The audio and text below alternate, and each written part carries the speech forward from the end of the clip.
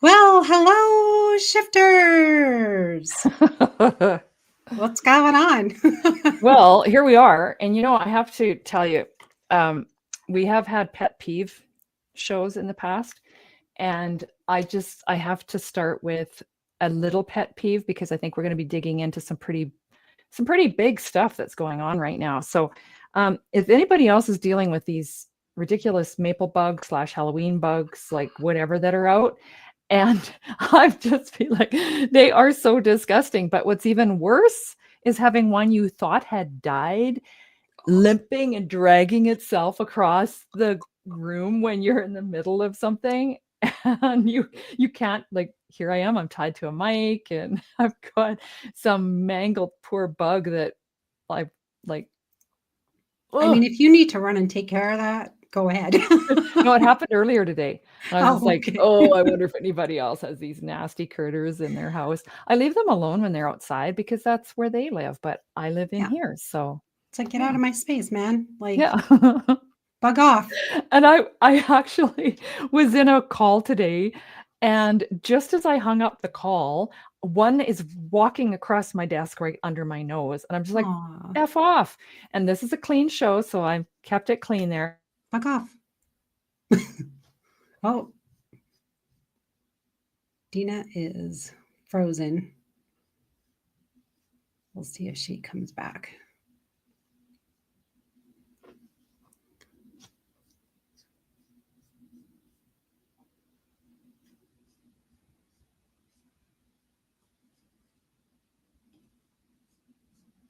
We will see.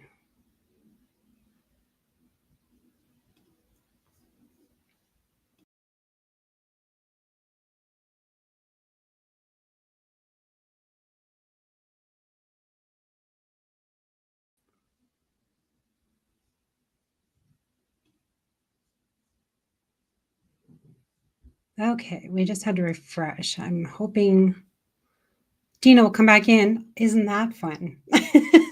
Where all the shift happens, shifting on. Just give us a minute. We're just having some techie problems. But meanwhile, Deena was talking about those little bugs. I don't even know what they're called. Here we go. Deena's back. I'm not sure what happened. And if it's you or if it's me, it's not you, it's me. No, I Yeah. have no Um, idea. did we lose our guests too? I No, like they're we'll here. have to, yeah, They're here. we'll They're have to hanging find out. them. I just Okay, perfect. refreshed because I was like, I don't know. You were talking about the bugs, and I was like, well, guess what? We have another bug just bugging us. Oh my goodness. Deena's frozen again. Oh, this might be an interesting show. Okay, we'll see if we can get Deena back. Otherwise, I might bring in guests and we'll see what happens. So bear with us. Bear with us. That's too funny. All right. Let's see if we can get Deena back. Anyway, I hope everyone's been doing good, other than all the shiftiness that's been going on. So today we decided that we're going to talk about education shifts, and we'll see if Deena's been educated enough to come back. No, it's not working. So we thought we would do some educational shifts because right now, as you know, most of you know that here, especially in Calgary, we're doing a teacher strike. So we thought it'd be kind of interesting to be able to have guests on to talk about education shifts. How do we deal with the education shifts that we're going through right now with the strike? Deena, welcome back. I just keep I was like, getting bounced. right? I don't know what's going on. We'll see what happens. So we'll Okay. try and get into it. But yeah, I was just saying how here in Calgary we're doing the teachers strike right now. I don't know where else is It's the all teacher of strike. Alberta. Is it It's all just of Alberta, Alberta? all the public schools. In Alberta. Yeah. Fun stuff. And I So think it's like, I heard something like 50 some thousand teachers. Does that make sense? A lot of people. And I makes mean, sense. a lot of families, a lot of students. Yeah. Yeah. So we thought, what a better way, because a lot of parents have to shift through this whole situation of the strike. So what do? Right? You're used to your kids going to school every single day, and all of a sudden, like, okay, they're home. So we deal with this in the summertime when your kids are home from school in the summer, but summer's coming. Okay, from June-ish or end of June, maybe even beginning of July to September, you have those couple months where it's like, okay, you need to plan where your children are going to be at, what's going on. Are you able to take a couple months off from work to be able to spend with them? A lot of people bank their hours and they take maybe a month off, and that's pretty much what they can do. So Dina's frozen again. I don't know what's going on. Oh, there's Well, Dina. first I see you freeze, then I go black. Now, I don't anyways, see we're me back. freezing at all. So Oh, good. Okay, it's on my end then. right. I don't know, but we'll get our It's the guest here in a bugs. moment. It's all the bugs. It's the bugs. They're bugging us. Yes. But Right? we want to Because I dig did into it. see a couple here. I was gonna Yeah. say I had one on like my living room curtain last night, and like we thought, oh, it's a fly. And then looking closer, it was one of those guys. And I was like, just Creepy crawlies. yeah. And then we went to like get it, and it just scooted underneath like where my patio door is. And I was like, So bugger. if you're looking for ways to entertain your kids, they're stuck at home. Perfect solution. We can teach them how to be exterminators. Or to rehome. Rehome Or them back to their rehome. homes outside. Okay, so let's dig into this. I have to say I had a challenge to, somebody came to mind right away. Anna, she's a frequent flyer here. We love her. She's our bestie. And she has, as of in the spring, and she can tell us more about that, has started homeschooling one of her kids. So she's a little more ahead and prepared than some of the other families when her other three are now home full time. So she came to mind right away. Let's bring her on. Let's talk about how her family has shifted and how they've had some change in perspective. Yes. And then trying to find a teacher. And this is very interesting because the teachers graciously declined out of fear for jeopardizing their job. Yeah. Understandable. And Understandable. that's unfortunate because they are fighting for their jobs right now, Yeah. and then they're also feeling muted to protect themselves. So Yeah. Anna actually had a fantastic suggestion, and she mentioned Elizabeth Bennett being somebody that would be a really good resource. And Elizabeth can tell us more about why we've invited her and why she's a really good fit. Okay. Shall we bring her in too? Bring her in. Bring her in. Hi, kids. Well, hello, everybody. Thanks, Anna, for thinking about me. Yeah, you came to mind because I mean, some of those harder conversations way back in the spring that I was having to have when making the choice to take my daughter out of school. And of course, you came to mind. You have those courageous conversations, and it was one of the things that I remembered from your talks. And so thank you for joining us. Welcome. Yeah. If you guys want to, Elizabeth, maybe you want to introduce yourself a little bit. Anna's been, of course, a guest on she's our favorite guest. As Gina says, our frequent I have flyer. all the opinions, apparently. It's all the opinions. Well, I mean, it's always good to have another person as a backup to be able to come on and discuss things, because it's nice to have a third party be able to come on. So, I mean, if you guys are watching and you want to be a guest, let us know. Like, please reach out. We don't mind Anna at all, but it's great to have her. So, Elizabeth, please introduce yourself, and then we'll get more into our topic here. Well, first of all, thank you for having me, and for it's great to be here. And I'd like to be a regular kind of guest too. That would be fun because I certainly have a lot of things to talk about. But let's start on today's topic. I'm a retired school principal, and I have over 35 years in the field of education as a teacher and a coach and a mentor, and certainly through the levels of administration to principling. And I continued to teach even when I was a school principal because I wanted to stay engaged with the kids and find out what was going on, really, because they're not likely to share all of that for all of you who might be parents. And you have the luxury to be able to have a little extra open ear to hear things that are going on. And oftentimes they don't want to share it with their families because they don't know how. And that's part of what I talk about. I love that. Tell us more about the conversations that you encourage and educate people around, Elizabeth. Well, I mean, so it depends on who my audience is. So as an example, I mean, I had conversation with Anna quite some time ago when she was, going through making the decision to move her daughter into a different school, Yeah. or in this case, in homeschooling. So when I speak with parents, I really talk to them about what I know about what's going on with their kids. So as an example, kids carry 2 backpacks. They carry the one you see with the books hanging out and the papers everywhere and the stinky gym clothes and the science experiment that used to be a lunch at some time.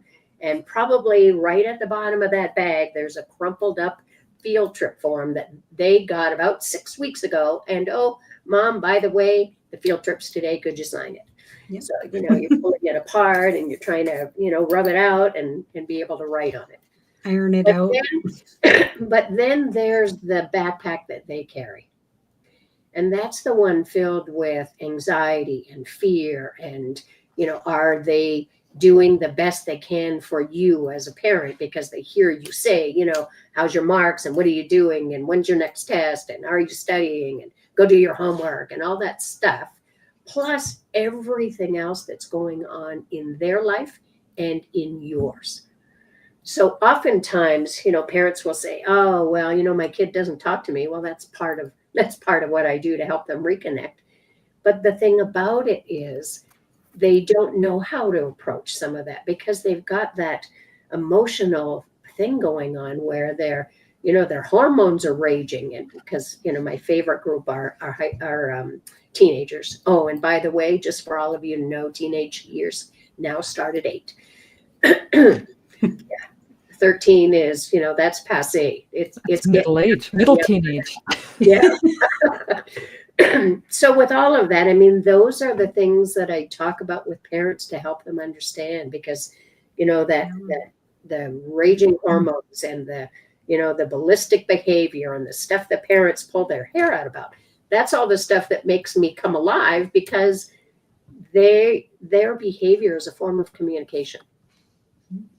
Yeah. And it might not be the kind of communication you like. So, when they walk in the door and they throw their backpack against the wall and they stomp into their room and you're getting heightened in your reaction. And that's often what we do is we react to things.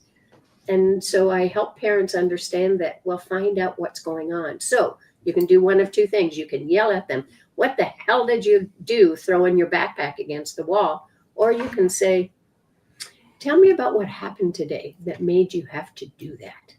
Mm-hmm. You're still inquiring, but the tone of it and the approach to it is very much welcoming because that's what I want for people is I want parents to be able to invite their kids into conversation. And not that, what we all know to be true because we've all lived it.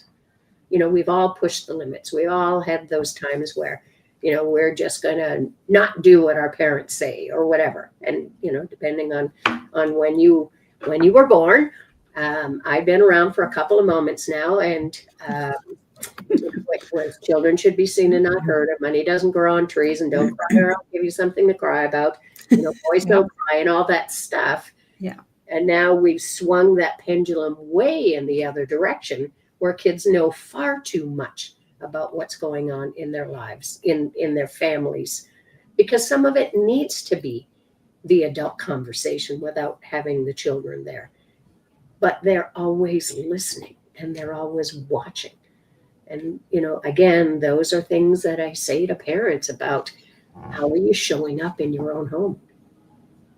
And now we're impact on now we're pulled in again, not quite the pandemic level of all under the same roof, but we're having to shift and negotiate a whole different daily schedule and different energy levels, and now we don't have the same structures in place in with our time.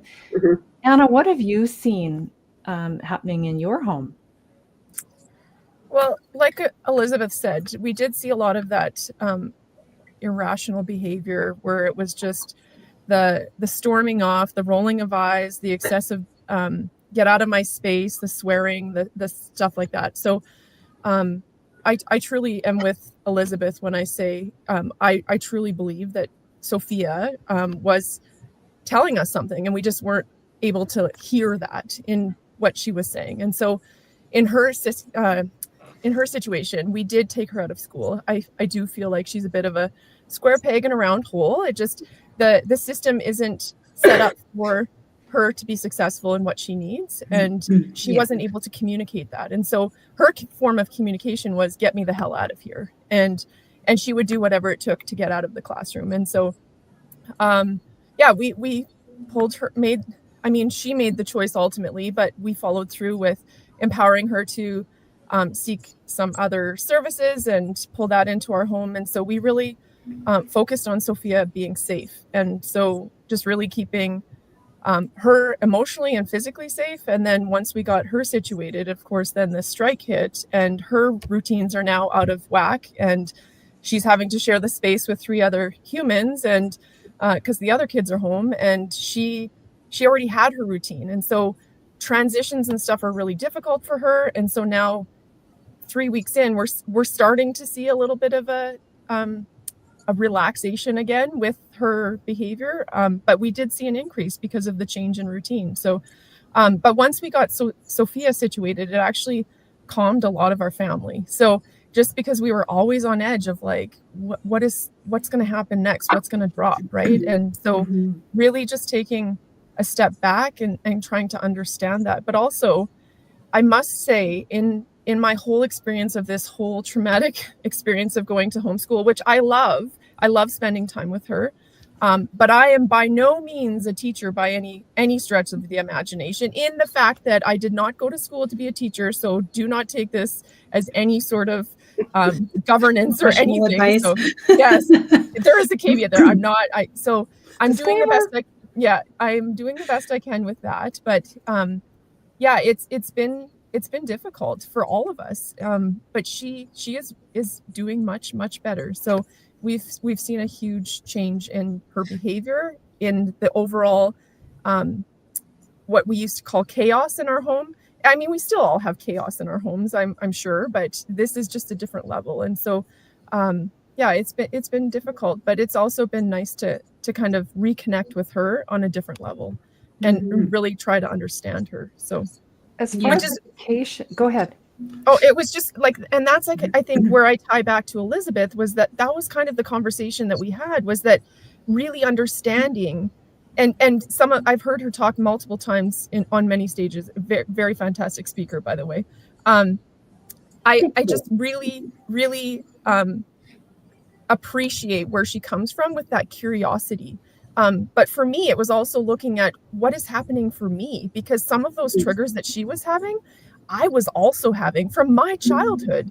So I didn't know that all of that was being packed in my own backpack, and I was unloading, and then it was triggering her, and we were in this cycle of constantly triggering each other. And so it's been a huge learning curve for both of us, and really just focusing on creating a safe zone for all of us. And it's been remarkably different since 6 months ago. So yeah.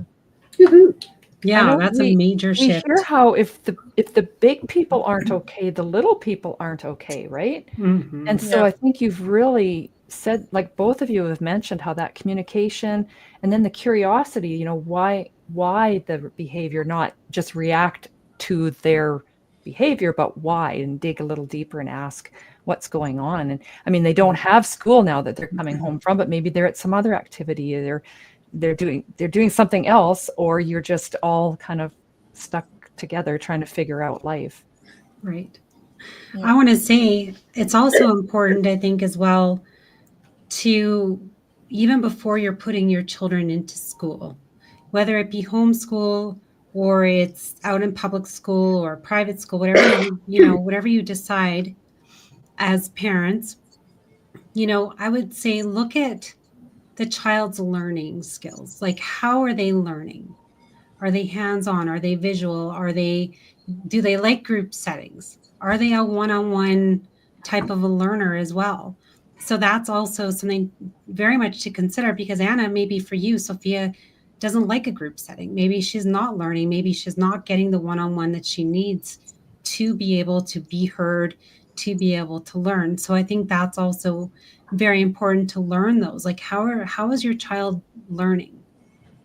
So that you understand them just that little bit more. Elizabeth, have Well, you? and that's part of what I encourage parents to have those Yeah. conversations with teachers early in the school year to say, these are the kinds of things that work well with my child, or so on. Now, granted, we're always trying to expand and extend on people's comfort zone too, for kids to be able to work in a group or those kinds of dynamics. But it really is, it's critical for parents at the beginning of the year to have a conversation with their child's teacher, or in Anna's case, she has several children. So to go to those teachers and say, or this is the goals that we've had conversation with at home. So, I don't know whether Anna has 3 girls or not, but let's I do. Yeah. Oh, okay, great.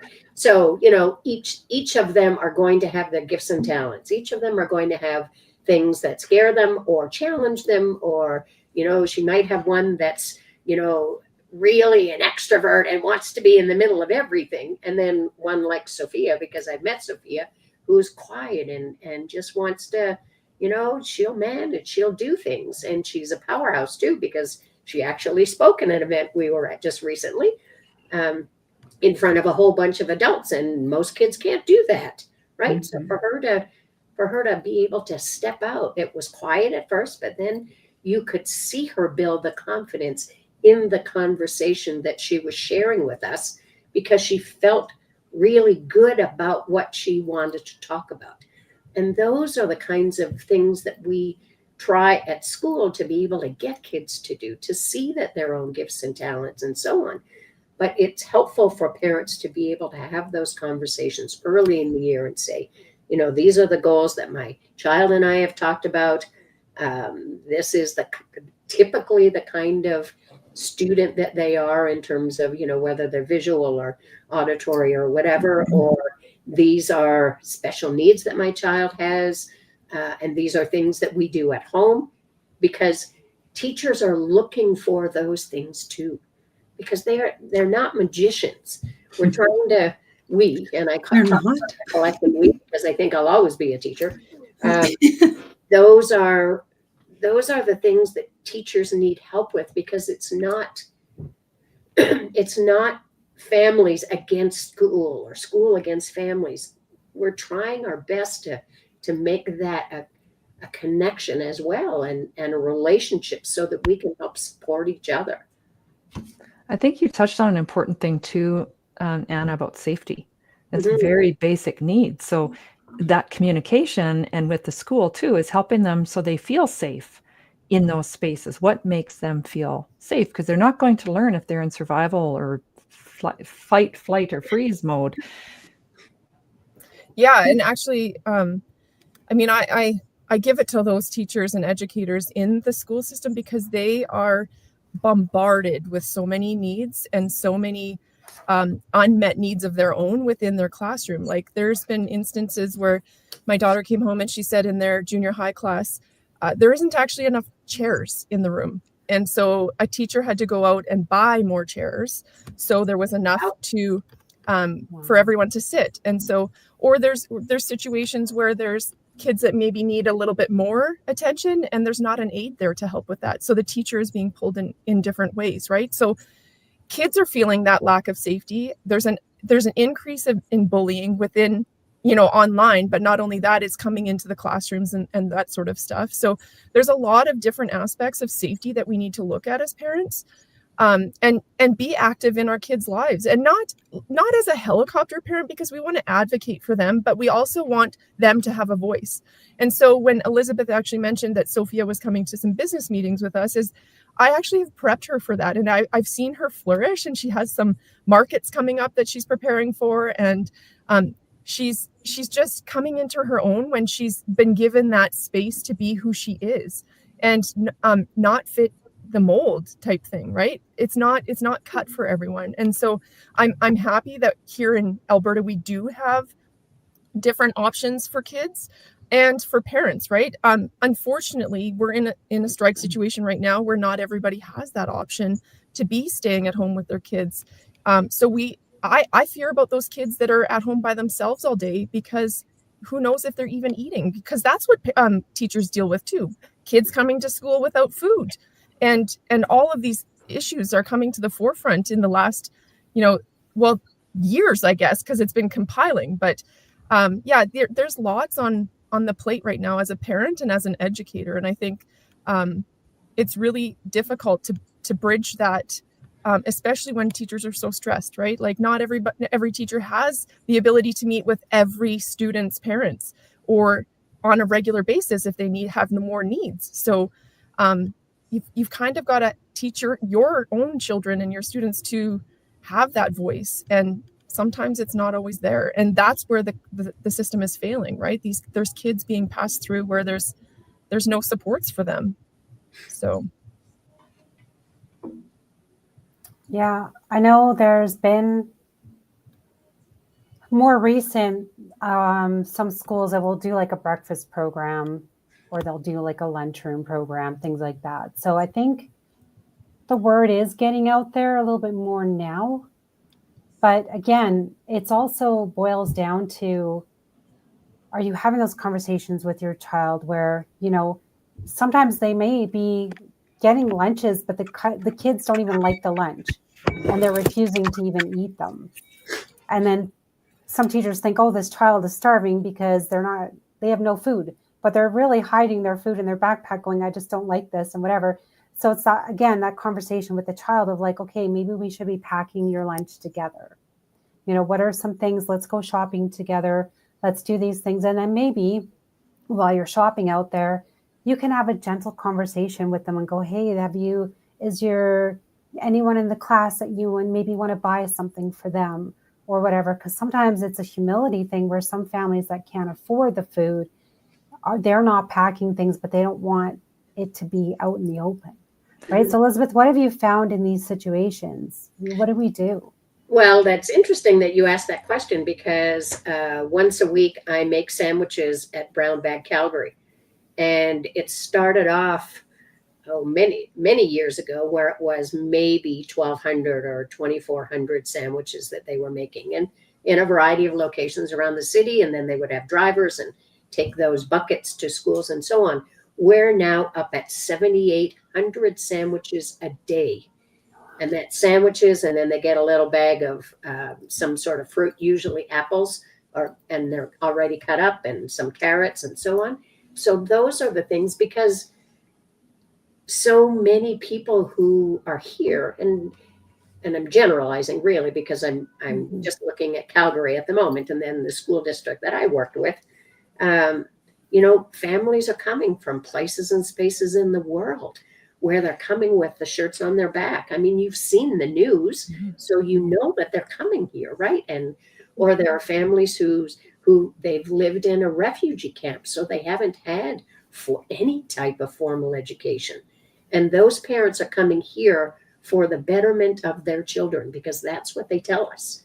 I want better for my child. And now they're working 2 or 3 jobs. And so they're doing their best in mostly, unfortunately, minimum wage locations where that's what they have to do. And so they miss out on those opportunities either to have conversation or to be able to feed them, because there's not enough coming in. It blows my mind to think of the need. And I mean, there's more need, because we can assume there's more need than we're even able to address. But when you mentioned about helping other families and teaching that as a family value. And I know, like Anna, I admire how your family is looking for opportunities to support people in that way. And one of my neighbors mentioned that when they raised their children, they would always, every single day, they would pack their lunch with extra. And those kids always knew. And to this, now they're adults, they still live their life this way. They knew that there was always extra in their lunch to share. And they are now hearing from the occasional person who had benefited from that and say, thank you. That was my only meal that day, was what your kids shared with me. That's awesome. And that's part of what happened with our school district several years ago when we got on the wellness kick, to, you know, for school wellness and so on. And there was, then we were also informed through conversation that when parents were coming to the school to celebrate their child's birthday, that if they would refrain from bringing sweet treats. Because, I mean, you know, parents would bring cakes and they'd bring cupcakes and they'd bring like all kinds of stuff. Yeah. Because what we recognized was that was the only, some days that was the only thing that a child was having. So it was a cupcake or, you know, some real big sweet treat, depending on, you know, who the family was and what they were bringing in and what they could afford to, you know, share with 30 other children in the class. Yeah. So that was something that we became way more aware of as well. So along with, you know, the opportunity to receive sandwiches at lunch and so on, then there were other things that we created within our schools, like you mentioned before, Carrie, about Breakfast Club, right? Yeah. In some of the schools that I was in, we created that. So, and, you know, asked for sponsorship and so on so that we could provide an opportunity for kids to, you know, be clothed, be fed, be safe, you know, and do everything that that's possible while we have them in our care. And I think that's part of, you know, the whole political landscape that we are now in Alberta, and not recognizing that those are the things that happen in schools. Mm-hmm.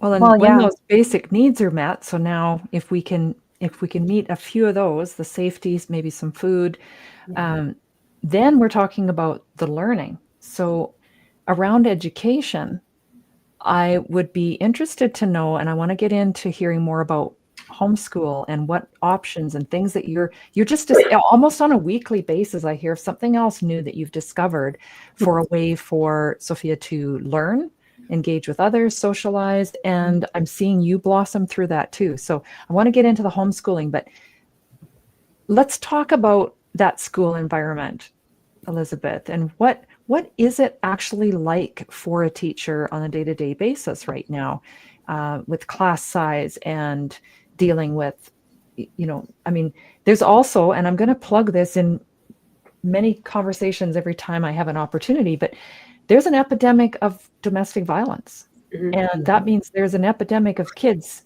also being in those environments. So that's part of that safety, part of that basics. And the teachers are maybe the safest place. And kids are often dysregulated and feel they can be dysregulated where they feel safe. And maybe that's at school. Yeah, you hit the nail on the head there, Deena. Mm-hmm. I think for kids like Sophia, she had the opportunity to do that at home. Because part of what happens is, you know, kids are holding on to all of this stuff and they're trying their best. And when those, you know, big fireworks, as an example, I'll keep it calm and safe and regular language.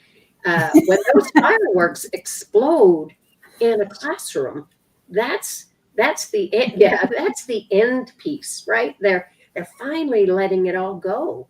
Well, when you have someone who's 8 trying to hold it all together, so they've got stuff going on at home, and this is why I've also chosen now to start going into workplaces and having those similar conversations, because I think people in workplaces don't think that it's connected to their home, because now they feel the same kinds of things that happen in school. They don't feel heard. They don't feel valued. They don't feel that they have a place. Bullying is rampant. Mental health concerns are through the roof. Social isolation is on the increase. And I thought for a period of time that was only our environment. Well, that same environment exists in all places and spaces.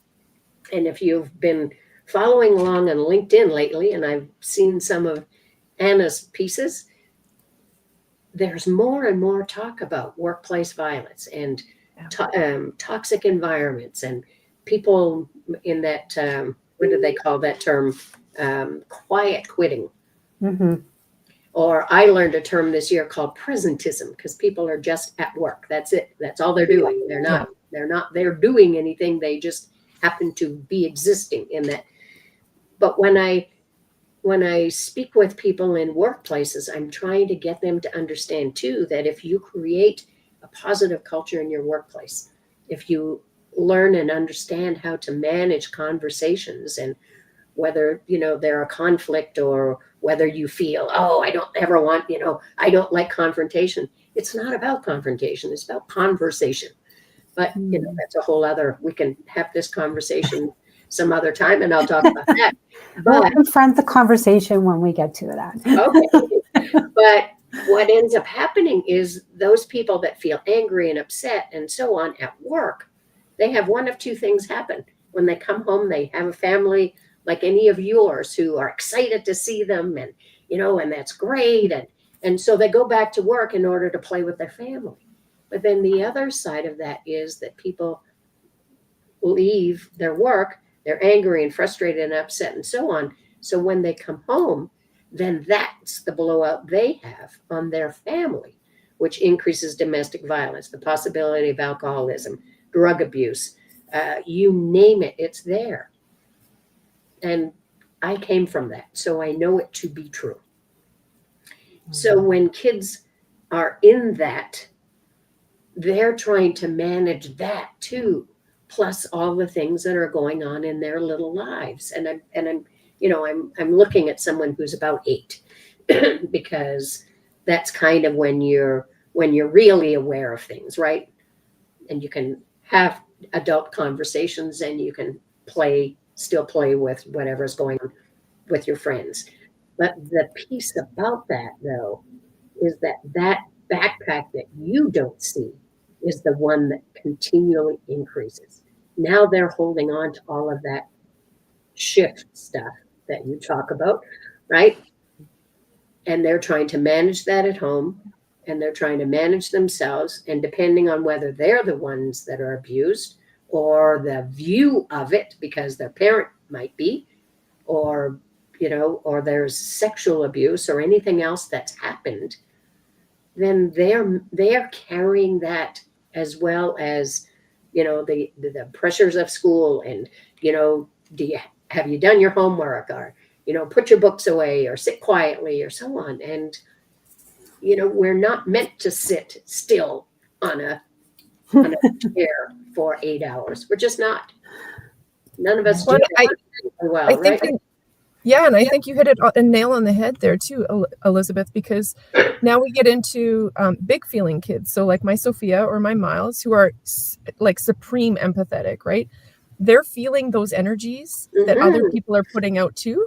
And then that makes them even more unsafe or uncomfortable with themselves or in the space that they're in, right? So they're hyper aware of those things. And so when all of that starts to compile, it just becomes too much. And I think we're in a situation right now in the classroom, and I can speak from my experience within a classroom, as in that I was an aide and worked social work. And so I have a little bit in the different fields of things.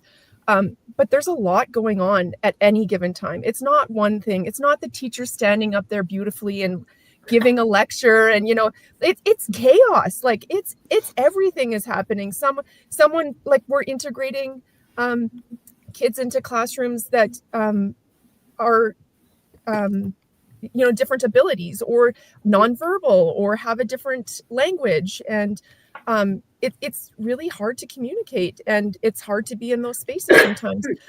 My son Miles, who's in grade 5, has a student in his class that's still in diapers, and I'm not saying that that's a wrong thing, but he says she sits and screams and doesn't have anybody changing her diaper on a regular basis, and so it's uncomfortable for all of the people in the room, right? And so it's an under it's such it's such a difficult situation to be in for anyone at this point. We're overcrowded, we're underfunded, all of the things, and everybody feels it, from student to educator to all of the things. And so I think understanding and going in, like I said before, with curiosity and some humanness to it, right? We're all in this together. We've got to make the best of it, and we've got to understand what's going on. And so having those conversations, like Elizabeth said, like, for myself and through this whole situation with Sophia, it was about also unpacking my own backpack, because I didn't realize how lonely I had felt for so long. And that was a big piece too. There's no domestic violence in our house or anything like that, but it's those other things that eat at you too, right? I own a cleaning company. I often hear from people saying that they can't keep up. There's just too much on their plate. They're going all the time. There's these expectations that we carry that have no reason, right? Like, we just keep going and expecting things to keep going. And at some point we've got to stop and reevaluate. And that happened for me and my family. And I am so grateful that Sophie had the voice to be able to do that. Maybe not in the most Eloquent. eloquent way. Yeah, like it wasn't great, but Yeah, I'm super way. grateful for the change that she gave our family, because it was exactly what we needed, and it was what she needed. But there's so many things going on in classrooms, and I've seen them. We as a family have decided that we would give our school food for other people, because we have a little bit extra, and so we make sure there's granola bars, and we give juice boxes and things for other kids, because we do have that ability to do that. That was one of the things that came from a long time standing conversation from my grandma. She was like, no one should ever go hungry, right? Where there's always food. And so I want to make sure that other people are taken care of around my kids and in our community, because it all is impacting my own kids and my family and the people around us. So, choosing those avenues to sink into where you can make a bigger impact is really important too. It's not just about one kid in a classroom. It's about the collective. And when we think about every kind of aspect or every angle we can, it makes the world a much better place. And those classrooms really need that extra love right now. Mm-hmm. Yeah, absolutely. Well, and I think part of it too is that, based on the government's perspective at this moment, they're not really giving respect to the profession, which is really unfortunate, because everyone has had a teacher. Yep. You get to where you are today because of a teacher. Like, even if you're a lawyer, or if you're a judge, or if you're a hockey player, or if you've had teaching in some fashion, whether you left school when you were in grade 8 and you've now become, one of the world's best authors or whatever. But there was someone there along the way to guide you as best as they could at that time. Mm-hmm. And now we have so many more resources. We have so many more opportunities for advancement in our schools. And yet right now, that's part of the difficulty that, Anna mentioned, in terms of just not, that there's so much that all of us are carrying. And we're trying our best to manage to, throw all those balls up in the air and hope that none of them fall, because they're all made of glass. And, and so our kids and our family, and, and many of us, depending on what your age is, we might have aging parents now that are also in the scene, or we have special needs children that require a little extra attention, or so on. And so all of those things are now blended into our daily life, and we're trying to manage as best as we can. So, to go back to what Deena asked before, I mean, if you look at the complexity of a classroom, you have students who come from different places and spaces in the world who might not have had formal education. You've got several of them that have ADHD. that's an entity all by itself. Then you have, a couple of kids who might have a behavior code, for lack of a better example at the moment, but because they can get coded in order for them to be able to get extra support. Yeah. Not everybody, however, because it happens to be with the severity of it, which is also another whole another whole topic. When I become Minister of Education, I'll be able to change some of that. You're here. When we're looking at that. So then we have kids who have had struggles in some subject areas, maybe one or two. And so they're behind a year or two or three, and they're in that class too. And then you've got a couple of high flyers who, can do more, but you don't want to give them more because they're good at it, but you want to enhance. You want to broaden the breadth of what they know rather than stacking more and more on them. And then there are kids who, need some help in terms of being able to advocate for themselves, and they're shy and they're nervous or they're anxious or and lots of this comes from where they come from. So if the parents are anxious, that shows up on them. Maybe they're trying their best not to be, but that anxiety or that depression or that, any of those things are part of the complexity in a classroom. And, if they haven't eaten and if their home life is poor, and sometimes we don't know about it, because sometimes you'll get kids in class who, they're the bright shining star and they'll do anything and they're capable of keeping themselves and they're capable of keeping themselves together. And then you sometimes find out that their home life is abysmal, or that they have to sleep on the floor, or they have 5 or 6 other kids in their family that they're the eldest and they're managing that. Mm-hmm. And they're sleeping in rooms and they've got babies crying in the night, or any number of things. And then you throw in social media. Mm-hmm. And that's a whole other topic we can talk about on another day. I want to dive in a little bit and explore your experience with homeschooling, Anna. Yeah.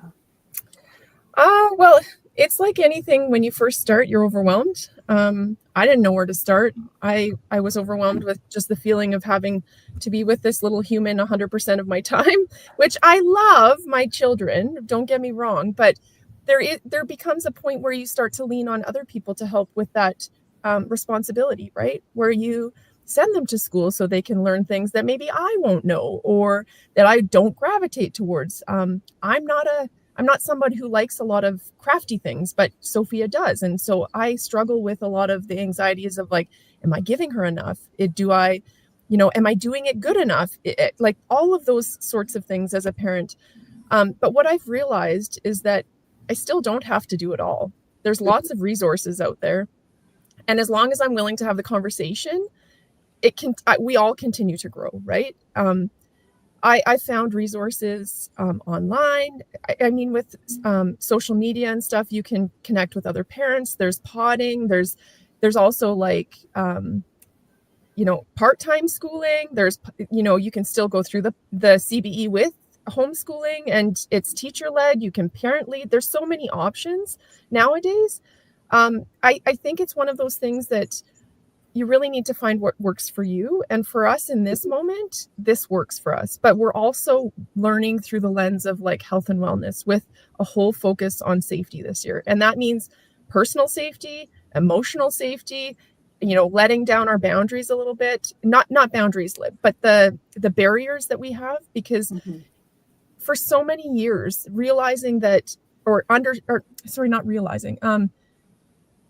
what I realized with Sophia was that I don't think she felt heard in a lot of the situations that she was in.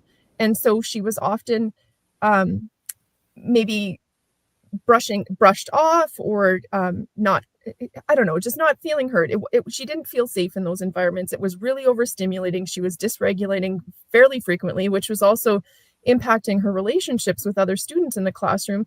So often burning things to the ground. I mean, who isn't going to be scared of you, right? And so she never got invited to birthday parties. like just a lot of social things happened on the back end of things. And then the bullying started. And then we got into a cycle of, I don't want to be here anymore. And then it got to the point of, I'm taking my life. And she had a plan. At 11 years old, my daughter had a plan to take her life. And that's scary as a parent to navigate that. But when I started reaching out and getting her resources, they were all saying, it's not fair what she's gone through, but she also still has to have this responsibility to keep going, right? And so encouraging her and providing the safety and resources for her. So as a natural advocate, as a social worker in my past life, previous careers, I started just looking and researching and, kind of just shooting in the dark at whatever would work. I would try things, it wouldn't work. I would try something else that stuck today. Maybe it won't stick tomorrow, but we're going to roll with it until it doesn't stick anymore. And then we start to change. So just looking for things outside the box too, right? So Sophie had never read a book in her life from front to back. And within 10 weeks of her being out of the school system, her nervous system regulated enough for her to sit and read. And she had read 10 books. And so a huge change in her, the way that she holds herself now, just being able to have that confidence and know that she's being supported. She still has the odd outbursts where it's, I'm not getting what I need. You suck. You're the worst mom ever. And that stuff is really hard. But I think, all parents kind of go through that, and you have to have a little bit of thick skin to it as well. But ultimately, all of our decisions have been made based on the best interest of Sophia and our other kids, right? So we all talked about this as a family.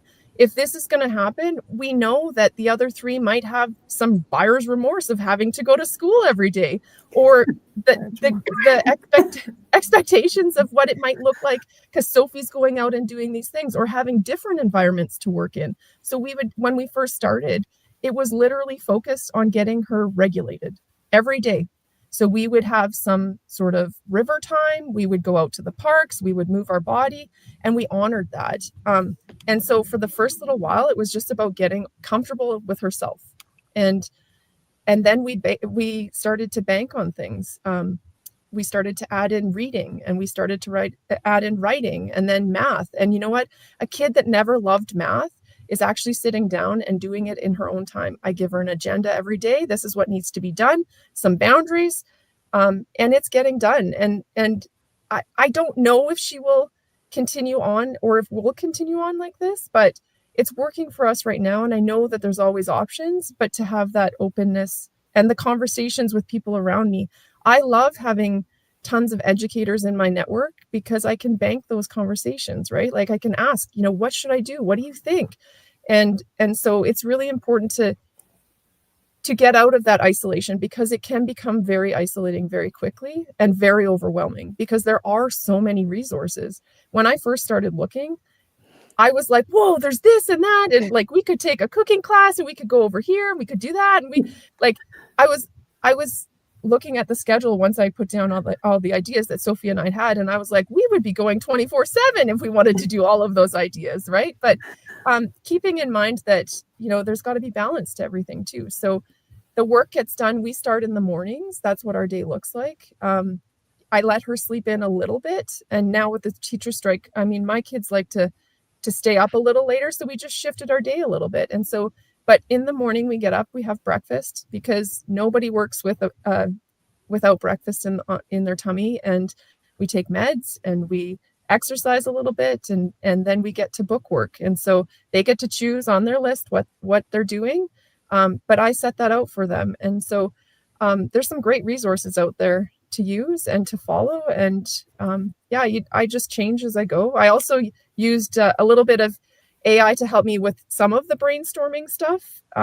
But yeah, there's lots of resources out there. And I shouldn't say everybody can do it, because it's not for everybody. I'm just one of those people that is willing to put in the work. And I'm blessed to have the flexibility. Not everybody has that, right? And I do recognize that. So yeah. Any other thoughts you'd like to share about education in general, Elizabeth? That's a in pretty 3 minutes. And go.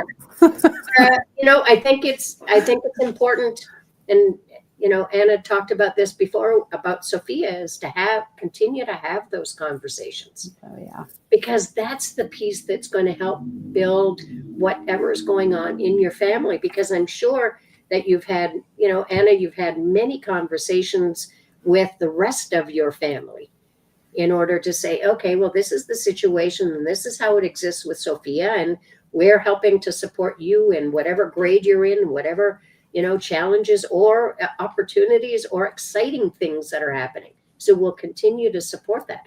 And I think it really is about being curiously engaged and about sitting down and saying, hey, I haven't seen you in a couple of days, or I know you've been really busy, tell me about what's going on. So that way, it's not because you have all the answers, but it's that opportunity to really truly listen. And I have 5 strategies of dedicated listening that I share with parents to say, these are the part of it is about intentional time. You need to be able to schedule time with each of your children. And that's a date or whatever you want to make it, right? To make it exciting and make it different. It doesn't matter whether you're just walking down the street together, or you're playing, you're shooting hoops, or, you're playing hockey on the street or whatever. It doesn't matter. It really is about that connection, because they need it too. And they're not willing to ask you because they don't know how. I remember a conversation that comes to mind, Elizabeth, with my daughter, and our dishwasher had broke down and I didn't want it fixed. And she's like, why don't we fix it? And I said, because then we get to wash dishes together. And I realized that, we talk about how going for a drive, like just going for a drive, and that parallel talking when you don't, it's not forced to be face to face. And washing dishes was kind of the same, right? And we would talk, and I would hear even more about their day. And I'm like you, Deena. I kind of think outside the box too, of like what would get us in the uncomfortable, because we know people grow in the uncomfortable, through the uncomfortable. And so with my kids, I have gotten into their spaces, and not in a disrespectful way, but like when they're feeling things. Mia, for instance, was a little bit upset about an event that had happened or whatever, and she was kind of hunched over on the floor, crying a little bit. And I noticed one of the kids said, oh, Mia's crying downstairs. And I just went down and I sat right beside her. I didn't say anything. And yet over time, doing that over and over, she's then like, Mom, I'm really sad about this. And I'm like, yeah, buddy, like those are really normal feelings. And I shared an experience about when I was a kid and when I felt that same thing, right? Like it's just those taking the time and being intentional with our kids is really important. And I just really appreciate the conversations that come out of that. And honestly, for myself, when my daughter started baseball, it was the car rides, that parallel talk that Deena talked about.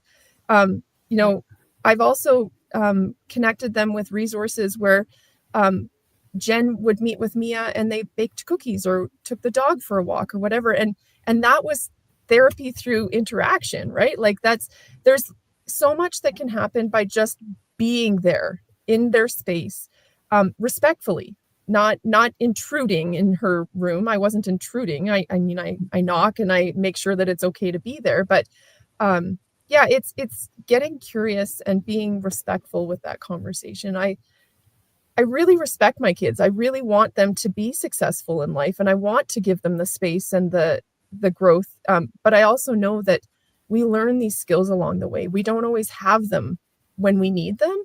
And sometimes we need those reminders as kids. And so I remember as a teenager myself, like there was lots of times where I just felt so lonely. And sometimes just having someone there to say, hey, are you okay? That was really what I needed. Or even just a hug, no words exchanged at all, but we know that is there, right? I'm really encouraged about how many parents do take that time. I'm really worried though with this whole strike that there's a lot of kids that are being left to to their own devices or on social media, which is very isolating. And so my heart is really heavy. And I've told Deena this over some messages. It was just some of the anxieties that I'm having right now. And my kids are seeing this too. Is, Mom, are you okay? And I'm like, I'm okay. I just have a lot of deep feelings about what's going on right now. Right. And that's okay. We're going to get through this. We all will. But yeah, my heart is a little heavy for the educators and what's going on in our province right now. So.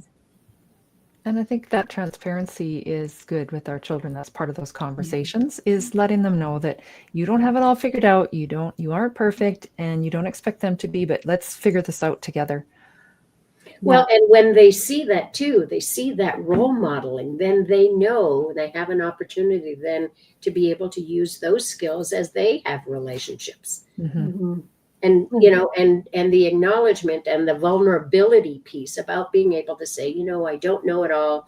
Or when you were talking about the dishwasher, it's part of a piece that I talk about with parents when I say, you know, you yell at your kid because, you know, they put the mug right on top of the dishwasher. Why didn't they put it in the dishwasher?